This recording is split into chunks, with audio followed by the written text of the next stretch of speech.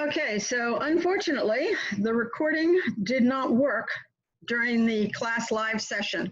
So I'm coming back and recording this separately. This session is about reviewing Module 4 and discussing how to do presentations. For Module 4, Discussion 4.1, you needed to address both the meeting and email challenges. Some people did one or the other and did not do both. When you were looking at both meetings and email, you had to look at both technology and behavioral issues. Technology alone is not going to solve your problems because those are the easier ones to solve. The people problems are much harder to solve. You need to use a citation and reference and reply to 3 peers. The paper. It's not a good idea to send bad news in an email, especially when you have a small group of 10 people who are co-located. If they got the email, if the manager sent it at night, excuse me, people would be opening it at different times. Some might open it at night, get very upset. Others might wait till the morning to open it, and then other people come in and start talking about the problem. So what you have when you actually bring people into the meeting is a lot more upset people than if the only thing you had done was sent an email saying there is a meeting at 9 o'clock tomorrow morning. People open them at different times, and you don't get to see their reactions or have the team ask questions if everything is provided in an email. The meeting should be held early in the day because the rumor mill gets started, and that can always be a negative for people. You wanted to be careful about a negative tone and negative words. Even though this was a message that was not something people wanted to hear, you still should avoid things that are negative. You don't want to say things like, this was forced upon us, it was out of our control, it was a difficult decision. Volunteer or else, that's a sure way to demotivate people. You don't want to say things like, this is bad news, it's unfortunate, there's obstacles, I need you to make a sacrifice, I know this is a burden. It is better to start with a positive message, appreciate people for their hard work, their dedication, their loyalty, their commitment. Say something that they were the best team and were selected for this role because they are so good. Think about the benefits. You know, right now everybody's at home, but if for this scenario, for the summer, there's less traffic, there's less supervision, you get to be home during the day. It also gets people to expand their experience since there is less supervision and they might get noticed for the next promotion. It's a good idea to offer incentives. Pay differential is one, but be realistic. You don't want to give them $10 extra an hour. Say there's a possible bonus at the end of the summer for whoever does this. You don't want to promise a bonus because a bonus is for performance, and if something goes wrong, you're not going to give a bonus. And you might also say that if everything goes well, at the end of the summer, they're going to get extra days off. Talk about that this is an opportunity. Say that the first 2 people to volunteer are going to get this. There's only 2 openings, are much more likely to get people to think, I may want to do this. Consider what's going to happen if no one volunteers, which is your most likely scenario, is that they're not going to get the volunteers that you need. You might get 1, you may not get 2. Your other options, you could rotate it, which might be that you would have 2 people do it for 2 weeks and 2 people do it for the next 2 weeks. Random selection, which sort of sounds good, is not. Random selection, you might get somebody who cannot do this at all. You might get somebody who the manager doesn't feel is the right person to do this. You don't want to select the 2 newest people on the team. Since you said that there's the possibility that a promotion could be in it, you want to pick the 2 people who you think might be the ones most likely to be eligible for a promotion. You needed to include the reflection and use a source. Okay, so now we're going to talk about effective presentations. So when I put this presentation together, I wrote notes to you in red. For the most part, anything in red is either a heading or a note to you. This is your first required slide. It is a title slide because it has the title on it and your name. You want to use a template. If you don't use a template, you can actually create a template. If I were doing Coca-Cola, I would get the Coca-Cola logo and have all of my headings in red. to match Coca-Cola. If I were doing Publix, I would get their logo and green would be my main color. So you could make your own template using the company logo. As I said, my comments to you are in red. A study finds that 96% of executives experience some anxiety about public speaking, and fear of public speaking can interfere with your advancement. This is an introduction. It's a quote. Note that the location of the citation is at the bottom of the slide, which means that the citation is for the entire slide, and it can actually be in a smaller size font. Here's another start. You need an intro or an agenda. You do not need both. An agenda is exactly what it says. It's a list of things that you're going to talk about. So a couple of things to point out on this slide. Use a template with a light background. I know that Microsoft, a lot of their backgrounds are dark. It's really easy to change a template to a light background. Use a light background. Use first word consistency. Planning, creating, using, avoiding, ending, all ing words. You want whatever the first word is on the slide to be carried through to the rest of the bullet points. So if I had said plan, create, use, avoid, end, that would also be first word consistency. If I used all nouns or if I used all question words, who, what, where, when, how, that's consistency. Slides are in bullets. They are not in sentences, so you do not need the words the, a, and, or that. Effective presentations are personal, revealing, memorable, and sell the benefits. No matter what you are doing at work, you are selling something. You're selling your solution. You're selling your idea. You're selling yourself. Your presentation should be a sales presentation. This is called an infographic. It's a word graphic. The word PowerPoint is the largest because that's the main idea. Template, post, and presentations are larger than things like visit. Oh, what does it say? Visit. The more important the word, the larger it is. The important message here is you want to use a combination of illustrations and text. Using all text can be boring, while using all pictures makes it harder to follow. You want a balance of words and pictures in your presentation. This is an agenda. Remember I said you need an intro or an agenda. Agenda lists what to be covered, and your intro could be a quote related to content as I illustrated at the beginning. It can be a question to the audience. Do you think this is an issue? Have you ever had this problem? Is this something you want to have solved? An interesting fact about the topic, and a brief, and I do mean brief video. This is a 5-minute presentation, so your video should be no more than 30 seconds. Do not make it any more than 30 seconds, and a video is just an option. You don't need that. This is a transition slide, so all I have on here is a picture that says open your presentation with impact, so the message is actually in the illustration. Do not start your presentation by saying, I'd like to introduce, I'm going to talk about, I'd like to welcome you. These are weak starts, not an impactful start. Openers should be short and personal. You want to get people thinking, you want them to imagine something. Make the start relevant to the audience, not to you.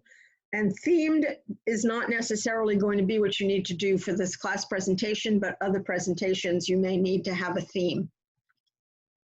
Framework. Establish one defined framework or purpose for the presentation. It's based on what the audience needs, not what you want to tell them. What's your intention? Do you want to educate people, get them to think, or do you want to persuade and get them to take action? Engaging the audience through examples and storytelling is effective. People remember more about what they're told in stories than they remember if you just give them facts. And what is your desired result? In this particular presentation, it's going to be based on your paper. You're trying to get somebody to take action. So that's your desired result, is to implement your recommendations. If you were actually doing this presentation, which I am sure no one is doing since no one's going into companies today, but if you were doing this presentation to a company, you'd need to know who was in the audience, their demographics, their level, and you'd want to know their dress code because you would want to dress appropriately for your presentation. You don't want to say things like, I'm nervous, I made a mistake, I apologize, I'm not an expert. If you're not an expert, you shouldn't be in front of the room talking about it. I won't know if you made a mistake unless you say, oops, I made a mistake, or I apologize, I made a mistake. Don't say anything. This is another transition slide, so it just has a graphic on it because we're going to be getting into strategy and planning.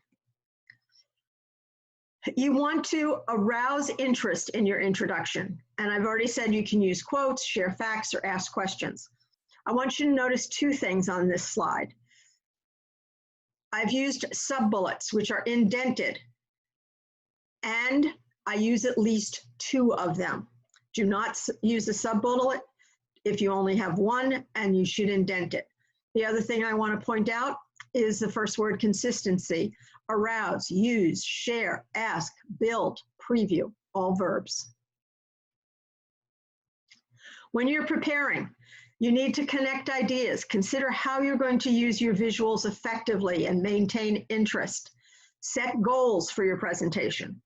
You're going to use something called the rule of 6, which is 6 words per line and 6 lines per slide.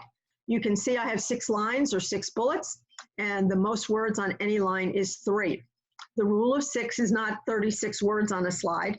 It is making sure your slides are brief. You do not write in sentences, you write in bullets. What I'm pointing out on this slide is that you have a citation. It's next to the bullet because that was the only place I used this particular source. What you want to make sure you do is make sure your audience is interested in what you're saying, that your language is clear, and if there's something that people might not understand, tie it to what they might understand. This is an interesting quote from Red Auerbach, who worked for the Boston Celtics. It's not what you tell them, it's what they hear. It's really not about what the person is saying, it's how people are interpreting it. Now, I mentioned using a light color background. But when you use a light background, your text needs to be in a dark color font. I've used brown because it goes along with this template. Use dark brown, use black, dark gray, dark blue, dark green, dark colors. Use color effectively. As I mentioned, bullets are not sentences or paragraphs, so you don't need a period after it. Again, this 6 words per line, 6 lines per slide is critical, 1 idea per slide. This is important. Slides are not a paper in PowerPoint. You're not writing the entire paper into this presentation. There's only parts of the paper that are part of this requirement. Do not include everything. It is not a paper in PowerPoint. You write in bullets. You do not use sentences and paragraphs. You want to keep your slides simple. Use your slides so you remember your main points. You don't want to use clip art and animation. Animation, I am not going to be looking at your slides in the presentation mode. I'm going to be looking them in the development mode so I can make comments. Animation increases your upload time, and it's useless because I'm not even going to see it. Allow time for your audience to read at the slides if necessary, and you want to use a sans serif font. There is no font called sans serif. Examples include Comic Sans, which is what this is, Arial, Tahoma, Verdana. Times New Roman is a serif font. It is good for papers, but bad for slides. The difference between a serif and a sans serif font is the thickness of the lines and the cleanness of each letter. Here's a comparison. Sans serif fonts are cleaner. They have no squiggly lines. The lines are bolder. Look at Times New Roman. It doesn't have bold lines. It has squiggly lines. Courier New, I don't know why anyone uses for anything. Lucinda Calligraphy, this isn't even in italics. This is just the font. Great for invitations, bad for slides. Use a standard font. You don't want to use italics unless it's a quote, or bold unless a heading. Many Microsoft Office templates use Times New Roman as the default. I don't understand why. Change it to a sans serif font, and here are 4 good ones for you. You only capitalize the first word. Use photos, logos, and charts rather than clip art. Pick a template or create a template. Avoid one sub-bullet. Do not go below 20-point font on text. It's okay on charts and graphs, but make sure it's readable. A 12-point is probably not at all readable. And avoid all caps in slides. Here's why. If you look at this, you're probably thinking, what the heck is that? According to research at Cambridge University, it doesn't matter in what order the letters in a word are. The only important thing is that the first and last letters be in the right place. The rest can be a total mess and you can still read it without a problem. This is because the human mind does not read every letter by itself, but the word as a whole. And this doesn't happen if it's all caps. So if it were in all caps, I wouldn't be able to read this at all. That's one of the reasons you do not write in all caps. Focus on your ideas that you want to present, not on creating slides. Clip art, as I said, avoid it as much as possible. Don't use it on content slides and use it only if it enhances the point. And this really is the file that's called clip art. There's two different ways of approaching a presentation. Your push, which means you're hitting people's hot buttons, you're persuading or encouraging them, or pull, where you're describing possibilities and inspiring action. You decide which one you're going to be doing for your presentation. Storytelling is an effective method, as I said. People remember more what they're told in stories than they do if you tell them facts. So it provides a visual framework. It gives the speaker an opportunity to be empathetic, compassionate, persuasive, and more engaging. Anecdotes are another useful tool. You demonstrate key points. You promote the audience's understanding through an anecdote, and it encourages retelling. A really good framework for stories and anecdotes is here's the problem, here's the solution, here's the results. For your presentation, here's the problem we're trying to solve, here's the solution I recommend, and here are the results you might expect. People have fears: ghosts, clowns, darkness, zombies, strangers, flying, claustrophobia, blood and needles, drowning, bugs, snakes, and other animals, heights and death. Public speaking is the #1 thing people fear. Jerry Seinfeld, when he saw this, said what it said to him is that if people were at a funeral, they would much rather be the person in the coffin than the person giving the eulogy. I've given a lot of eulogies. I'll keep doing eulogies, thank you.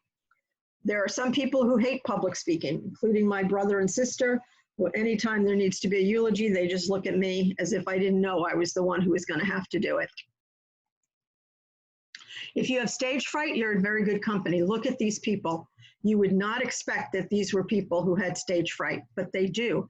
The important thing is, how do you overcome it? It's not whether or not you have it. First thing to do, practice, practice, practice, practice, practice.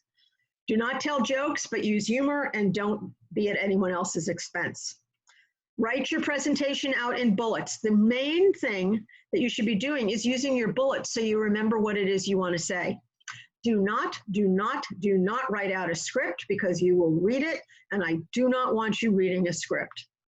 Think about what success would look like for you and make sure you breathe. I once had someone who I thought was going to pass out during their presentation.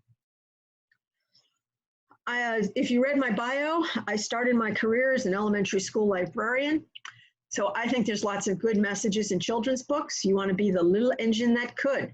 I think I can, I think I can, I think I can, I know I can, rather than Chicken Little, who always thought the sky was falling. Power poses are a great thing to do to get yourself psyched up. There's basically two. The first one they call the alpha. I call that one Wonder Woman. And the second one is called the winner. And to me, that's score, touchdown, goal. Before you're going to sit down and do your presentation, do some power posing. Keep this in mind. Whether you think that you can or that you can't, you're usually right, which is a wonderful quote from Henry Ford. You need to prepare for the unexpected. You could be recording this like it just happened to me. I thought I was recording for class. It's not, so I have to redo it. You never know what's going to happen. Best practices. These are your required slides. There's basically 5 required slides plus content. your title, which is the name of your presentation and your name, title or agenda. You do not need both, one or the other. Then content, summary. You do not repeat the agenda. You might have summary say something else, a different quote, a different fact, but it is not a list of the agenda. You do not use the format. Tell them what you're going to tell them what you told them. Then you need a question slide for audience questions, and then your references. Deepest sin is believing without evidence. This is why you have to do research. And the biggest problem in communications is the illusion that it's taken place. This is why communication can be a challenge. All right, best practices. Include the required slides. Follow the slide guidelines. Avoid sentences and paragraphs. Use the rule of 6. Use first word consistency. Look at mine. Include, follow, avoid, use, capitalize, avoid, use, provide, allow. All verbs. Capitalize only the first word, avoid all caps, use charts, graphs, and photos rather than clip art. Provide enough information on your slides so that you know what you want to say and your audience can follow along. Reminders. Summarize key points, state your actions as verbs because you're making recommendations, therefore it's something you want people to do. End on a positive note. Here's one way of ending.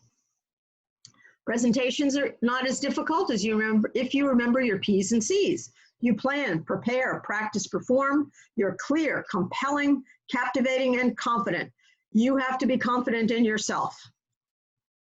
All right, so what do you need? Your content. You address all your requirements with depth and details. You want to analyze, what does it mean? What are the implications over than just telling me what's going on? Share insights. You're going to make recommendations and you're going to use sources. For your presentation, you're going to add a detailed voiceover or use Skype, Zoom. If you use those two, you transfer it into YouTube and then you upload the YouTube video. MP4 Screencast-O-Matic is another source. Follow the slide guidelines, include the required slides. Do not read the slides or repeat the bullets in your notes, and do not read a script. Even if I can't see you, I know when you're reading. So don't read, present. Here's what you need to do for content. And again, it is not the same as the paper. It's based on the paper, but it's not the same. There's a lot less requirements for the presentation. It's brief, one slide overview of the company. Then one slide, which is the need, the problem, or the business issue you're addressing, the importance of addressing this need, issue, or problem. You're going to have 2 recommendations. At least one of the recommendations needs to be something that I would not have guessed was your recommendation when I started seeing what you were studying. Have out of the box. Do something that wouldn't be expected. An example that I've been using is that right now, as restaurants are facing, not having customers come, some restaurants, when you do a takeout order, are giving you a roll of toilet paper. Many restaurants have gone solely into the business of providing food for healthcare workers and for first responders so they can maintain their business in a different way. Out of the box. Status quo, keep doing what you're doing, is not an effective recommendation. The recommendation has to be valued by management, not by you. Last semester, I had someone who had all of the recommendations were self-serving. It was what she thought needed to be done in her job to make her happier, make her coworkers happier, never made a business case for why the organization would want to implement her solutions. And it was just all about what would make her happy. That is not valued by management. You want to also have your key success factors. Key success factors are measures, but they're also directional. It could be something like increase customer satisfaction, decrease the number of errors. You need some directional words for your key success factors. I've already said this, but it's critical. A presentation is not a paper in PowerPoint. You are not doing everything that's in the paper. You're just doing a PowerPoint presentation. These are reminders. Required slides are on 45. Formatting slides are 38, and best practices are slide 40. One of your options for voice is to add it to your PowerPoint slides. If you're in the development mode, on the left-hand side, you can see I've got it highlighted, insert. When you hit insert on the left-hand side, you can see I've also highlighted audio. You can add audio to each slide. Do not just put it all on the first slide because then I can't follow your presentation. You want to put audio on each slide. As I said, you want the voice on each slide. You can use MP4 or Screencast-O-Matic. You can record on Zoom or Skype, then transfer it to YouTube. If you do transfer it to YouTube, make sure it's public. If it's private, I can't see it. Check to be sure your voice can be heard. You can use note pages, but if you use those, you are not going to get any points for delivery. It's a last resort. Try using the insert into the slides or any of these others before you go to note pages. Avoid animations and fly-ins. As I said, I am not going to see them, and it's going to increase your upload time, which is not a good thing. Use high quality, not clip art. Check your audio before submission. I can't tell you how many times people submit something, and even if I put it at 100, I can't hear them. I don't know if they're not close enough to their microphones or what the problem is. Do not write in sentences and paragraphs. Check your download time. No more than 5 minutes for me to upload your presentation.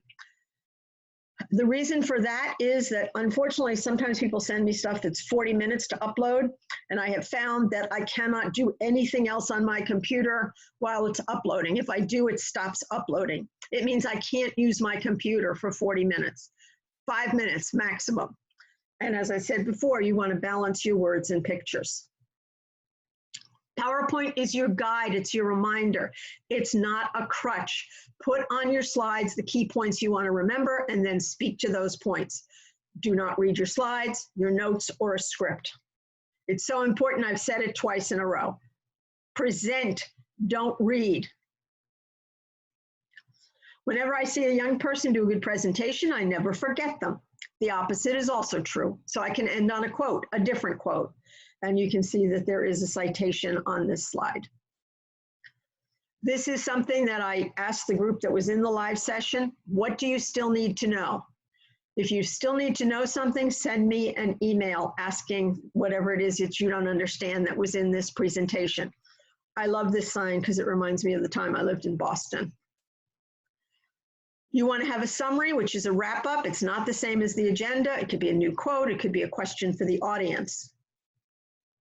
This is a really cute video. It's probably about 2 minutes long. This is a hyperlink. I suggest you watch it because it's about what people do wrong in PowerPoint. Here's another wonderful quote. Nothing is impossible. The word itself says, I'm possible. This is my question slide. This can be animated. This can be clip art. It can just be a question mark. And then I have my reference slide. As I said, if you have any questions, please ask. If you read my announcement from this week, it said start working now on your paper and your presentation. The only thing due in Module 5, Week 1, is the quiz. There's no discussion, no paper. Take the time to start working on your paper and your presentation, or you're going to run out of time. In Module 5, Week 2, your draft presentation is due by Thursday. You're posting it in Discussion 5.2. You're working with somebody else to review your presentations. Your final paper is due a week from Sunday. There's not much time between having to do your draft presentation and your final paper. Get it all done, get it started now so you don't run out of time. Next week, I'll be talking more about the paper in the live session. Thanks for listening.